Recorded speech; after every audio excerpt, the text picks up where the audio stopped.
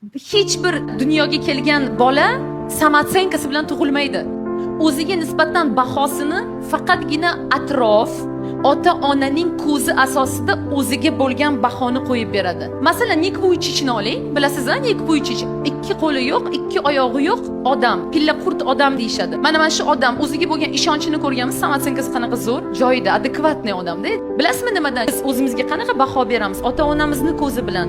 Birinchi krugimizdagi odamlarning bizga bo'lgan munosabati asosida bizda o'zimizga bo'lgan baho shakllanadi. Nik Vuychichga shu otsenkani ota-onasi "Sen sog'lomsan" deb bergan.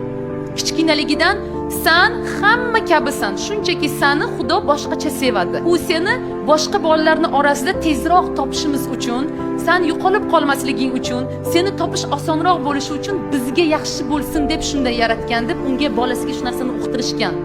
Va bolani kichkinaligidan hech qachon unga rahm qilishmagan.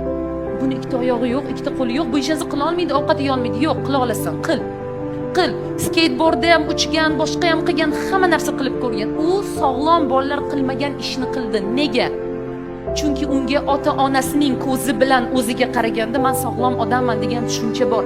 Shakllanib bo'lgan bu.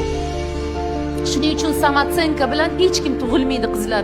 Biz o'zimiz samatsenkani bolalarimizga yuklaymiz. Ya'ni uning samatsenkasi qanaqa, mana o'ziga ishonchi past, o'ziga nisbatan juda neuverniy bolalardan doim so'rasangiz, gaplashsangizga ota-onasi demak shunday bergan ustanovkani qayerdadir. Yoki jamiyat, dugonalari, o'qituvchilar, ya'ni avtoritet bo'lgan odamni eshitgani uchun ham o'ziga nisbatan shunaqa baho bilan yuribdi.